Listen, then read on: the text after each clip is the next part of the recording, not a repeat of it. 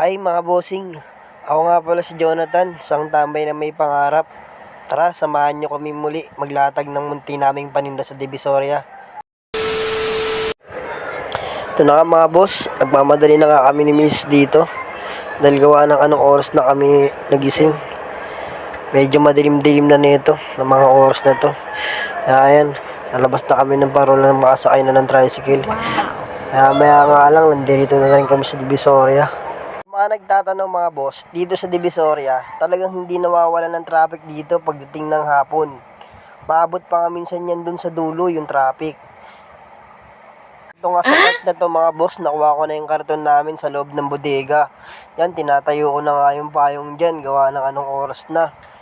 Para mapaglatag na rin kami ni Mrs. Dahil pag hindi na yung payong, talagang mahihirapan kami mamayang gabi.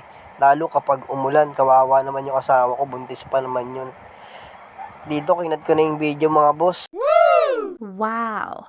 Papansin nyo mga boss, wala kaming ilaw, gawa ng nasira nakaraang gabi. Nabasa ng ulan. Kaya importante talaga dito sa Divisoria yung payong. Mga boss, sa parting to mga boss, inutusan nga ako ng asawa ko dyan bumili ng ketchup mga boss. Yung party na yan boss, yan na yung party na sunod-sunod na yung utos na matatamo ko ngayong gabi. Ito yung gabi na talagang pagod na pagod ako mga boss. Dito mga boss, inutusan na nga ako ni Mrs. bumili ng soft drinks. Wow! Magkano?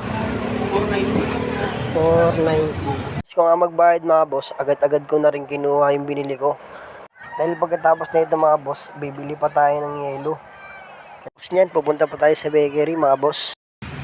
Bibili naman tayo ng tinapay. Wow!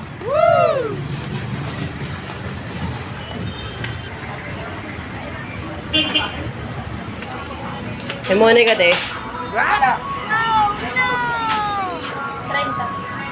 Dalawang money nga. Maputi ah. Yung kaliwa tsaka kanan. Ito na mga boss.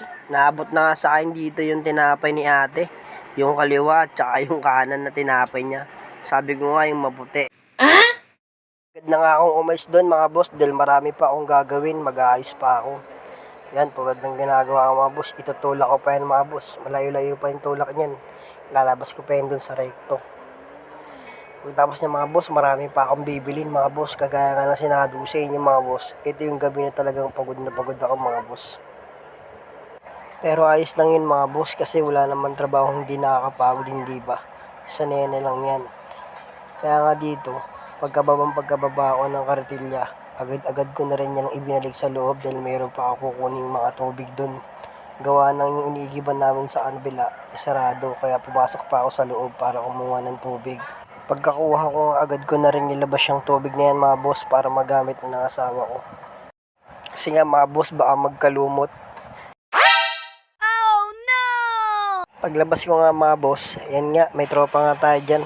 Sama ko rin sa vlog ko. Sabi ko, sige, kaway ka lang, kasama ka na. Ito na nga yung part na inutusan na ako ng asawa ko bumili ng ilaw. Nakarating na ako dyan ng pure gold. Nakahanap ng ilaw. Pagkatapos nga dito mga boss, agad ko na rin yung dinala sa pwesto para magamit na at nang matesting na. Nang magkaroon na rin ng liwanag dito. Alam nyo kasi mga boss, mahirap kasi magtinda kapag ka madilim yung pwesto mo. What? Dito na nga mga boss, nagkasunod-sunod sa akin yung utos. Ang asawa ko, ginawa na nga akong delivery boy dito. Order mo boss oh. Bo! Ito na lang. Eh! Ilan lang yun? Kamote, kwenta na kami. Napagod din ng pogi. Kaya, papahinga muna tayo. Upo muna tayo saglit mga boss. Pahinga tayo. Ang dami natin ginawa. Utos doon, utos dito. Sa likod ko, mga nag-agi at mga tropa natin yan. Ito na mga boss. Sobrang dami natin ginawa mga boss. Nagutom na nga ako dyan, kaya kumain na muna ako. Dahil mamaya lang mga boss, uuwi na rin ako dyan. Meron pa nga tayong tropa na nagpapa-shoutout, si Boss Dexter. Shoutout sa'yo, Boss Dexter. Ito nga pala siya, mabuhay ka hanggat gusto mo. Yun lang. Bye-bye.